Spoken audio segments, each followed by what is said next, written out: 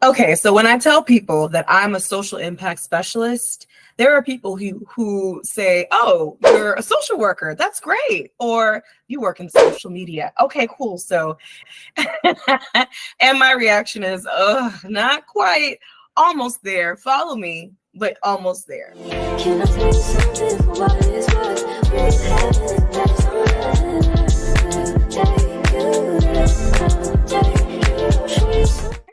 Hi, everybody. Welcome back to the Court Order.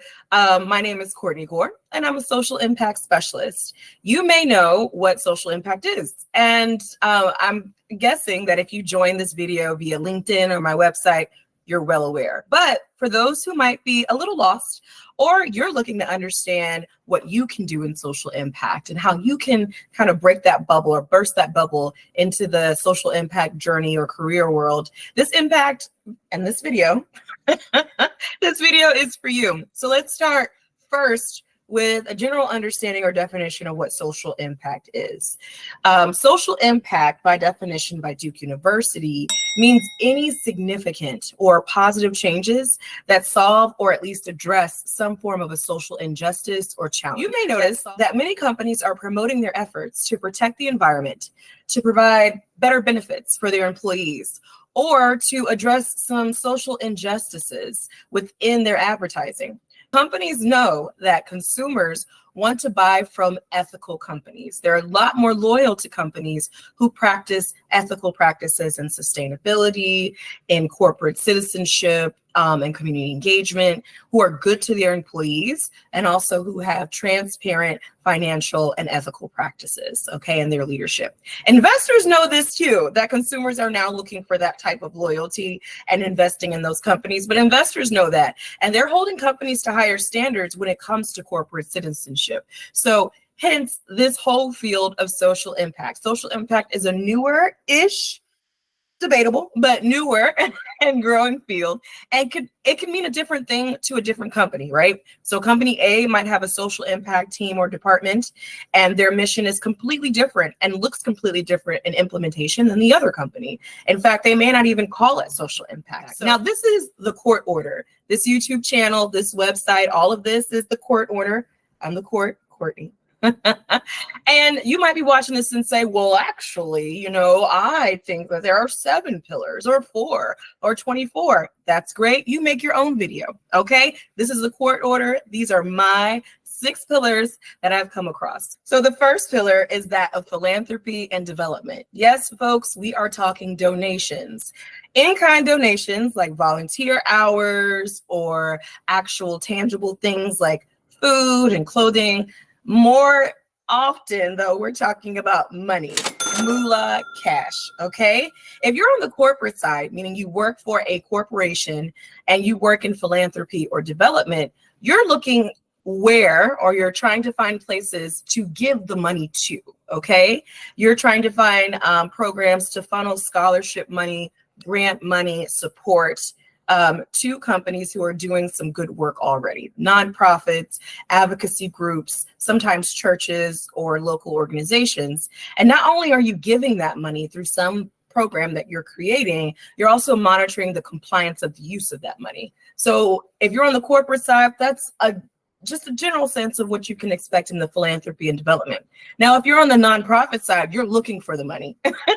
You're the person who's looking for that head of philanthropy or development in a corporation, and you're hoping for opportunities to receive and apply for corporate sponsorships, grants, or individual donations, okay? Some job titles that might be helpful if this is something you're interested in social impact are philanthropic associate, head of philanthropy, development manager, corporate giving.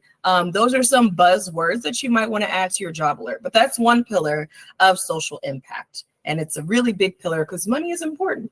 Okay. The second is that of partnerships and outreach. Okay. Partnerships and outreach. In this particular pillar, you're finding organizations to partner with that meet your company's mission. Okay. Whether those organizations are schools, churches, food banks, after school programming. Your goal is to find organizations and partner with them to enhance the good that's already being done. You also probably are involved in event planning. So if you enjoy event planning, this is probably a role for you. It's really great for community outreach, whether you do large scale community events that bring hundreds of people, sometimes thousands, or you do smaller pocket events that are more regular, frequent, and that touch a specific demographic of people. In partnerships and outreach, you're also focused on marketing and campaigns in order to make sure that the information is getting out to the community at large. And if you're looking to do outreach with organizations who are doing the work you're doing, so you're not redundant, you might create roundtables or groups and committees of people who are all doing the same work. So when I was primarily focused on immigration, instead of creating programs and creating systems that already existed within the community, my organization at the time in Minnesota, we created a roundtable, and there were 6 or 7 organizations that were committed to serving immigrant populations and communities in the Midwest. And we shared resources. We worked together to partner and to create opportunity to support our clients. And so if you're interested in working with people and mobilizing and enhancing your work and creating pipelines and also event planning, it might be helpful for you to look at a job search centered around community outreach, community relations, or community engagement. So if you're on the nonprofit side, that's an opportunity, but realize that corporations are also looking for these roles and these people. And so you'll see for your favorite companies that there are community engagement managers or coordinators. A third pillar that we're seeing becoming a lot more prevalent is that of reporting and metrics. So take a moment, think of your favorite brand or company, whether it is Shein, Amazon, or Google. Smiley face. They all publish an annual report that demonstrates the company's projects, initiatives, and efforts to just being a good company. Okay, believe it or not, if you want to stop this video and look, you can. All of these companies are producing an annual report that shows the good that they're doing for internally for their employees, for the people and customers they serve, for their communities, for the environment at large, and also how their leadership handles the money, systems, and ethical decisions. I'm going to make a video about the different types of reporting. Sometimes you'll see the title of impact report. Some say sustainability report. Some say environmental social governance report, or for short ESG. Others might say corporate social responsibility report, CSR. If you're interested in storytelling and putting together a full story for your company, and if you're also great with metrics, meaning you're great at comparing numbers and seeing how your company aligns with internal and frontward facing goals and creating strategy around these metrics and goals, this might be an area that you flourish in and you consider. And so what should you look up if you're trying to start your job alert system for that on LinkedIn? You could start with something called a corporate social responsibility manager or coordinator. Put a ding there, corporate social responsibility. There's also the environmental social governance manager, coordinator, specialist, all of those things. You could put that there. Or very generally, a social impact coordinator or specialist or manager. Those are some really, really helpful job alerts that not only help you land a job, but help you see, okay, what is it that I need more experience in order to pursue a career in that? Okay, so that's the third metric. Or pillar, the third pillar. The fourth pillar is that of law and policy. So lawyers and public policy personnel, and also people who specialize in human relations or sustainability and human rights, all work in social impact, right? Some people are shocked that I, as an attorney, work as a social impact specialist, when in reality, there's a lot of law and policy that goes into this field. And someone who works in law and policy specifically will promote, draft, and create regulations regarding a company's internal practices, or also their external facing practices and how they treat and behave throughout society at large. And they set the standard in ethics environmental practices, human relations, compensation, and benefits, all of which affect employees. And if you're at a corporation, let's say like Johnson & Johnson or Microsoft, we're talking tens of thousands of employees, if not hundreds, okay, across the world. And so if you're interested in creating law and policy that promote good, or if you're interested in a specific subject, this is where you want to not be a jack of all trades and focus in and hone in on one specific area. So there are opportunities for sustainability officers who want to create law and policy in those areas. So sustainability officer, coordinator, specialist, manager, that's a job alert. Environmental counsel, which is huge, or energy counsel for those who come from the world of energy law. Human relations specialists, and that's in HR, coordinators, managers, or officers.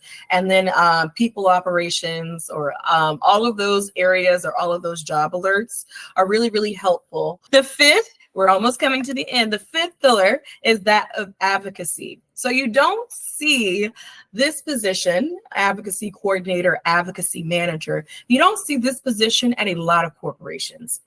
But you can become an expert in an area and be of use to a corporation or a federal agency if you decide to matriculate and take your journey elsewhere. For example, some people are really great in advocacy at a nonprofit or at an advocacy group or an NGO, right? And they're promoting a specific cause, whether it be rights for the elderly, promoting benefits for veterans, housing rights, immigration reform, human and refugee rights, okay? That's really great, right? You're doing great work in community organizations or large nonprofits.